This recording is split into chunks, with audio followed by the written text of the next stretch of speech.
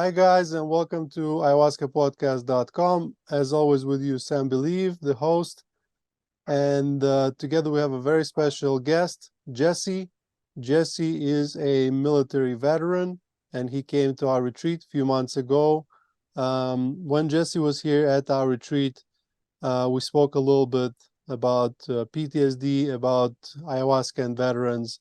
And I just love the way Jesse talks about the subject. He seems to be extremely knowledgeable, and the way he explains things, I have not ever heard that explained better. So I believe that the world deserves to hear that. So Jesse, welcome to the podcast.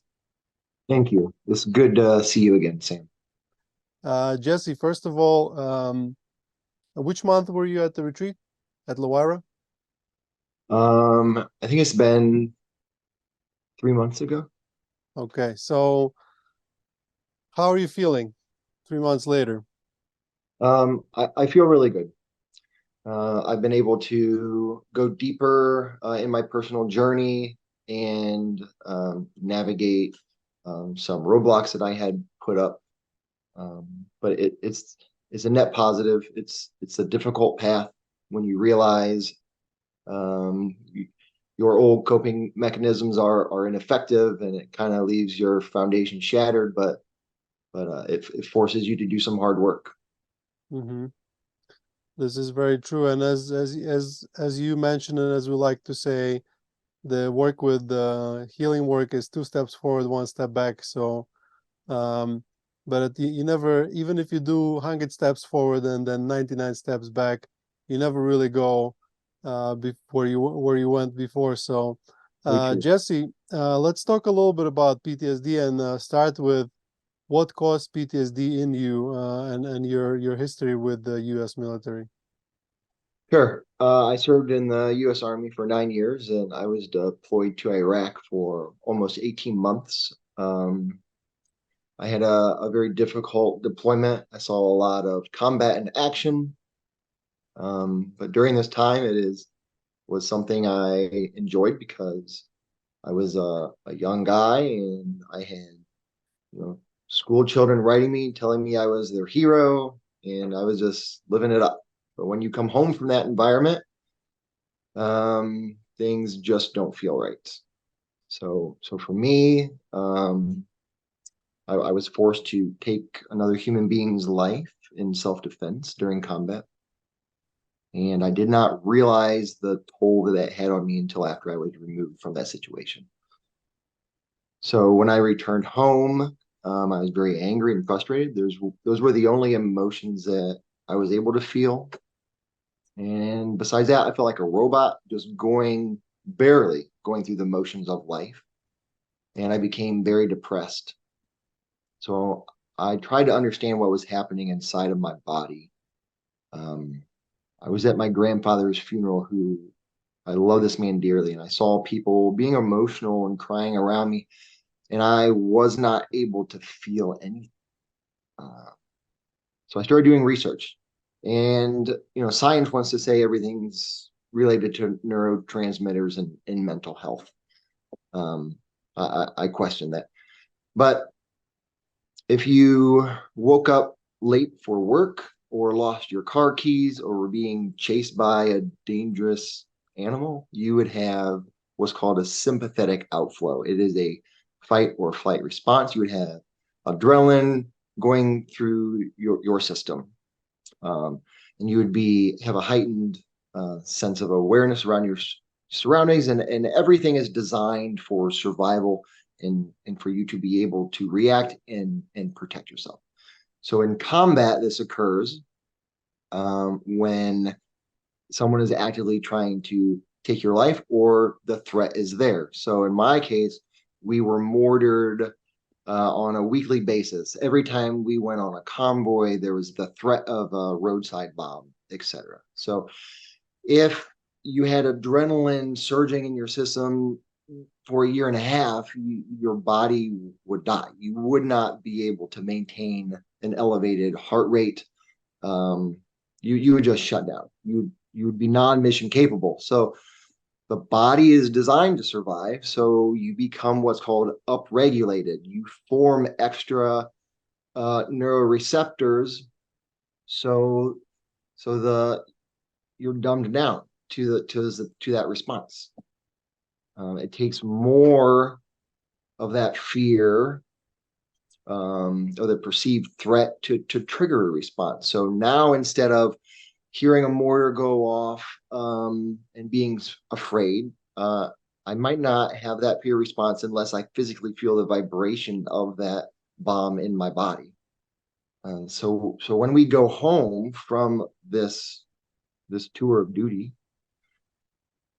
nothing is going to even begin to come close to reaching that threshold where you have an emotional response.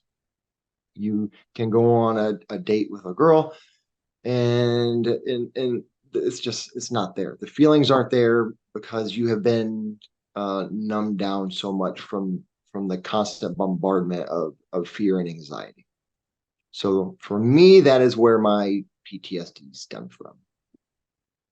And I feel like that resonates with a lot of veterans. So when I came home, I sought help when I got to a point where I was in the shower and had the thought that if I took my own life with a firearm, at least in this setting, it would help contain the mess, and my family, wouldn't be burdened with, scrubbing an entire room, just, letting the water do its job.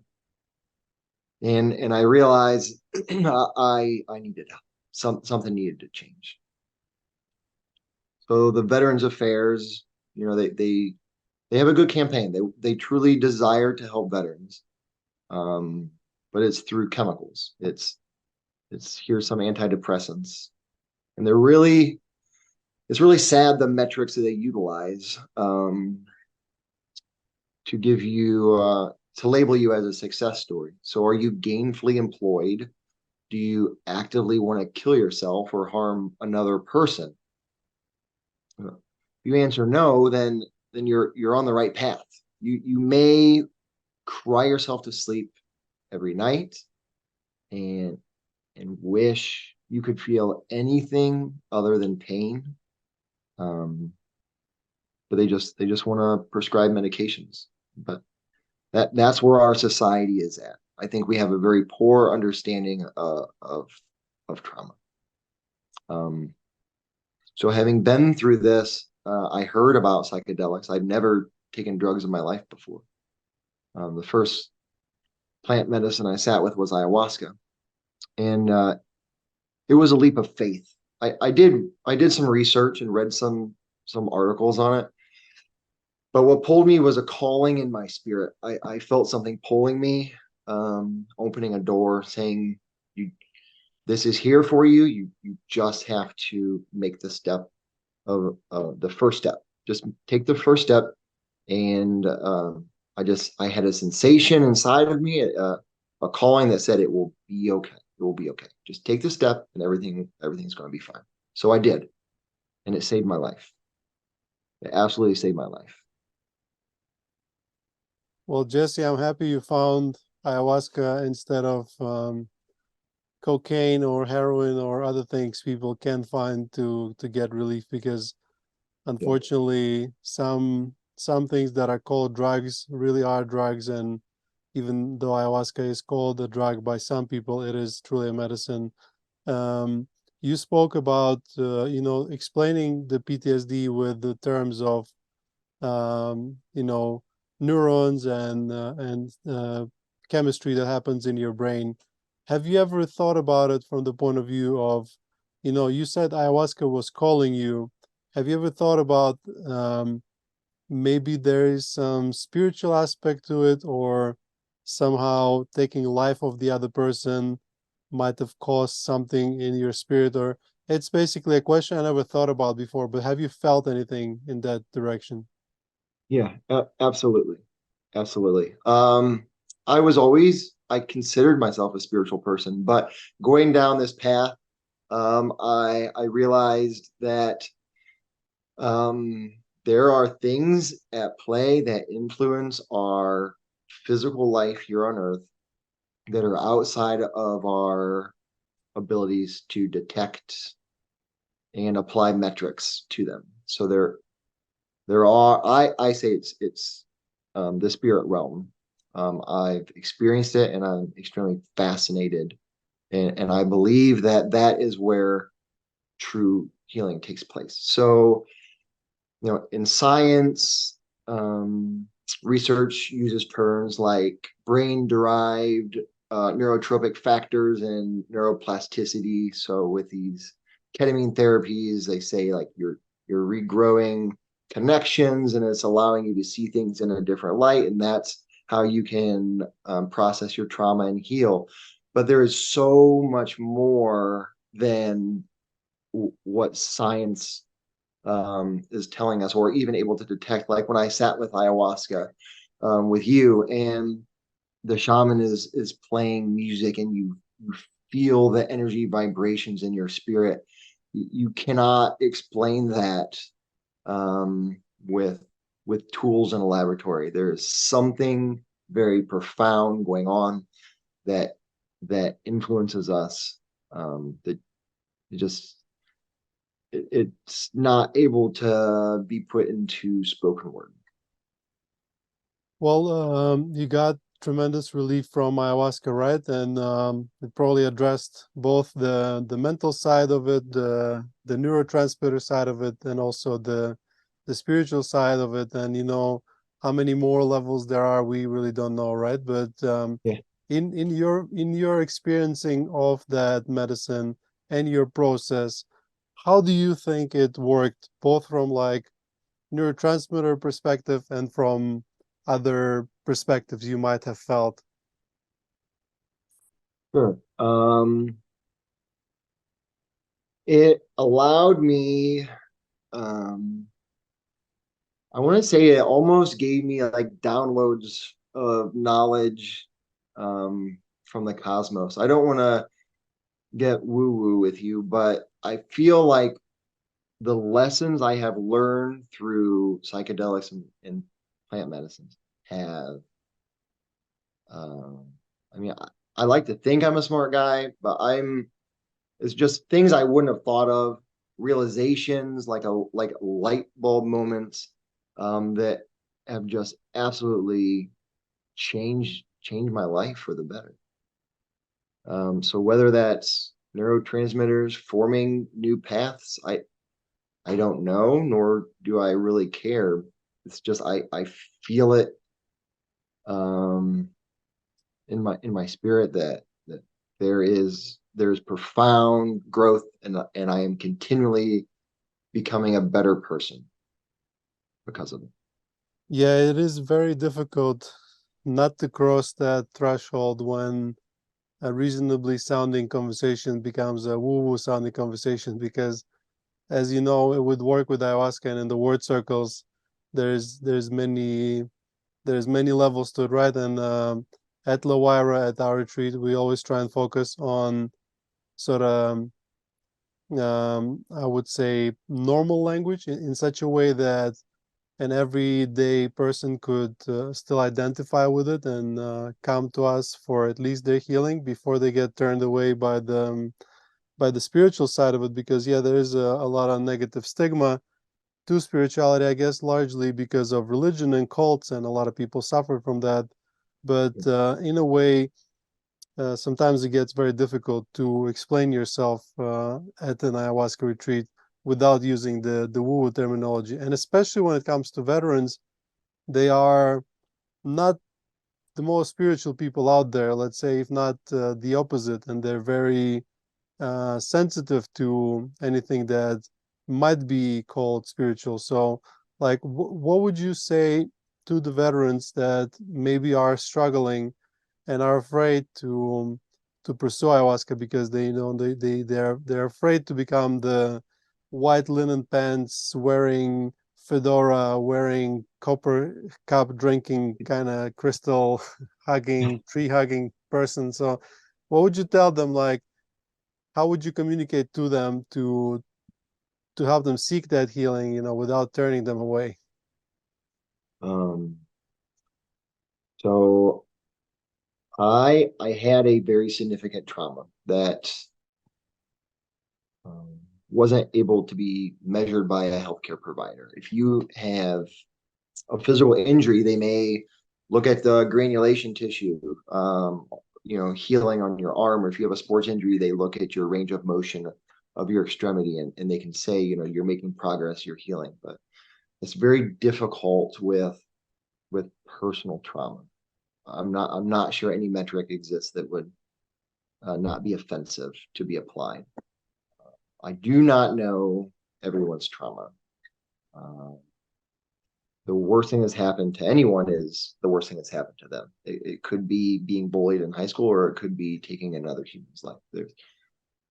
But that doesn't mean that it hasn't affected you very deeply.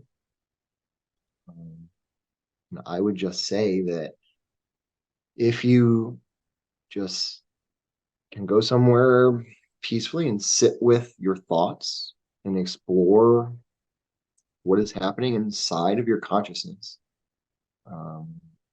your emotions, how you react to certain situations, and if that brings you joy and happiness, and if you're at peace, and if not, there is another option out there. And what this does is it allows you to have a very significant and powerful tool to utilize. It's not a cure. It is not a magic wand. Going down this journey of self-discovery and healing is the hardest thing I've ever done. Sometimes I think back about being blissfully ignorant and think that it may be easier. But I know I'm on the right path, and I know I'm making the right decisions by improving my ability to recognize my emotions and just to be more mature. But it is a hard path. I'm not going to whitewash it and say that it's not hard work. If you want to better yourself, you have to put in the effort. You can't just put something in your body, lay there, see some visuals, or take a nap and wake up and want to give people hugs and say, let's go home. It doesn't work that way. It doesn't work that way. So I want you to have prepared yourself adequately. But the expectations should be that you are going to emerge from this experience net positive. You may be confused. I know I struggled with realizing that the very foundation I built my life upon seemed to be shattered because my narcissistic behaviors that made me think I was, comfortable and in control and safe, they were gone. I realized that I need to be responsible for my actions, and I can't blame people for making me feel a certain way. An example that happens often is we try to control our family or our kids. And if they're just quiet, then there's peace in the house. But as soon as there's not quiet, then we get shitty and yell and snap and treat people horribly. But fact is, we were never in control in the first place of the external stimuli. When we realize we are only in control of ourselves and our consciousness, that then the true growth can occur. Mm-hmm. Well, I agree with you, Jesse, and it is important to communicate to anyone who is embarking on the journey with work with ayahuasca that yes, ayahuasca is not a magic bullet. It will not just magically take your problems all away after just one ceremony and one purge, but it will, like in my case, it takes away the pain, at least temporarily, and gives you clarity to be able to make some steps. And it's through those steps and changes in your behavior and in your day-to-day life where the real healing happens. So as we like to say to people that are at our retreat, the real healing work starts the moment you leave. When you leave the artificial serene environment, when you're in a paradise and everyone around you is nice and kind and loving, it's easy to be good in this space, and it's good to have that relief for at least a few weeks. But then when you're in a traffic jam and somebody screams at you, or your wife yells at you, or your kids, or a taxi driver, or whatever, this is where the real test comes, and this is where you need to like step up and be the best version of yourself. And yeah, it's definitely that process. And if somebody really understands that coming to an ayahuasca retreat, they're embarking on the healing journey, and then their life will get better gradually from then on, and it will involve a lot of work. But they see it as an exciting journey, as going for a road trip. There's going to be puncture tires, and you'll have to pay tolls, but you Yeah. know that it's that journey itself is going to be fun. It's not just a destination. If you want to go to destination, you just take a flight. The road trip itself is a pleasure. In this case, the journey, if you really look at it and cherish every moment, every word circle, every ceremony, every journal entry you make, I believe the real healing will come, and it can be satisfactory. Yeah, I agree. I think ayahuasca has cleared fog that I've viewed life through. So it has allowed me to see clearly. Um, and you guys have a very beautiful retreat. I did want to mention yours was a third location that I went to, and I will not be going to any other after experiencing yours. One of the most important things I can communicate to other veterans is we need to feel safe as we embark on this journey. And I attended some places where um, English was not spoken during the ceremony, and I had a very hard ceremony. A lot of things came up. I was confused and needed to communicate with the facilitator about what I was experiencing. And I felt abandoned because they were just playing their music and did not understand what I just like thumbs up, giving me thumbs up. Like, no, I feel like I'm dying over here and I need to explain what's happening to me and just, you know, carry on. But with you, the attention to detail um, exceeded every expectation that I may have came with. So I just want to put that out there that someone has your back. You're not going to be left alone during the ceremony. Your safety is paramount. And then afterwards, the integration and guiding you to take the next steps is something that is you know, probably very rare. So you guys are doing it right. You know what Thank you're you, doing. Jesse. Thank you, Jesse. Okay. Thank you for the kind words. We're only gonna continue improving that.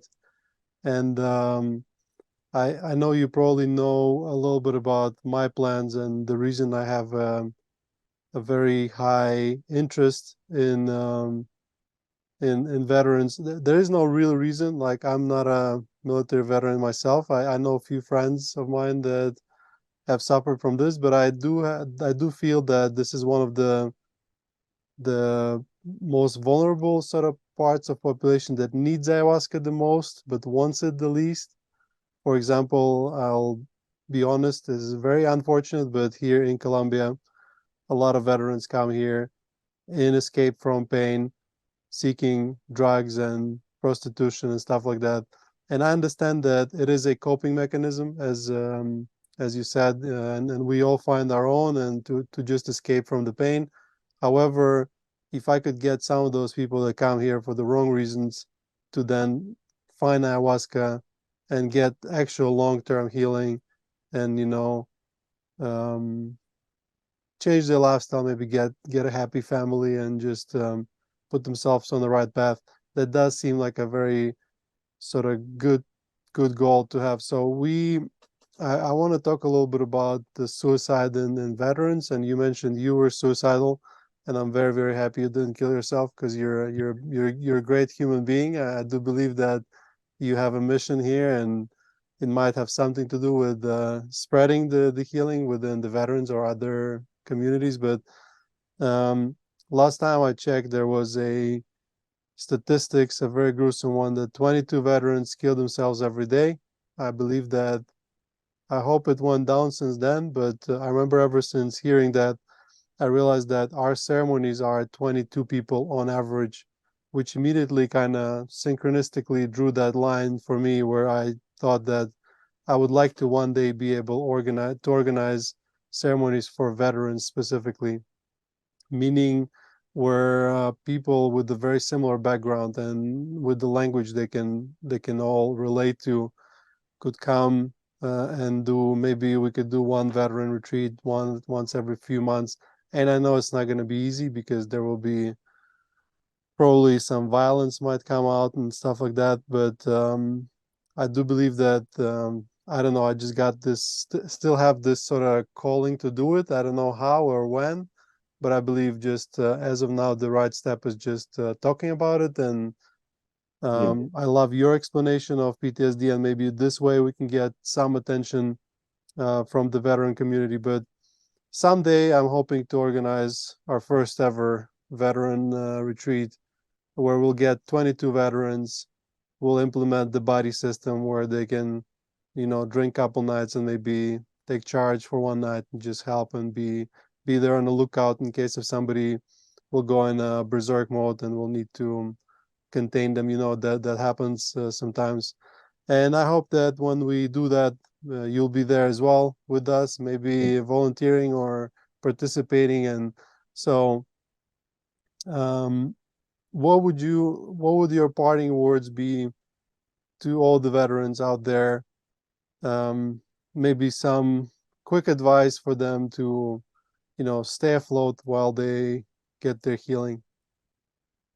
Yeah. I would just say that you may think you're comfortable and okay right now, um, but there is uh, another choice. There's a better option out there, and it's been 20 years since I was deployed, and I feel like I essentially lost that time. Um, I'm just now beginning to live my life. So at least do some research, think about it, um, take some breaths when you're angry, and see how you truly feel inside. Um, because there is peace and happiness and joy that is possible, and I want that for you guys. Um, I look back at how I felt just just imagining ending my life very violently, and I know that I'm not the only person that has ever thought that or felt that way. But it makes me very sad that that occurs. So please think about it. Thank you, Jesse, and thank you for this message. Thank you for this episode. I really hope that some veterans will find it and it will give them hope. There is hope, guys. And, if we just keep spreading the good word about ayahuasca, I have this Yeah, unrealistic dream that one day will come to the existence where killing another human being will be unthinkable and wars will become a thing of a sure. past. But meanwhile, all we can do is salvage the wrecks and do the best with what we got. Sure. Sam, I am not a wealthy person, but I wanna give you $1,000 towards put towards Veterans Retreat. But I would like to be there as well. Okay, Jesse, I will accept that donation. Thank you so much, and we'll think about how to use it to get this thing to become a reality. Thank you, Jesse. I know it's extremely generous. No problem. Okay, guys, I know this has been a very difficult episode to listen to. Perhaps it's a strong subject, so I hope you enjoyed it. If you know a veteran that might be struggling, share this with them, and I'll see you at the next episode of ayahuascapodcast.com. As always, with you was Sam Believe of Lawira Retreat and Jesse Borgelt. Is that correct? Borget? Borgelt. Borgelt. Borgelt. Okay. Perfect, Jesse. Thank you so much, and thank you. Thank you for this episode.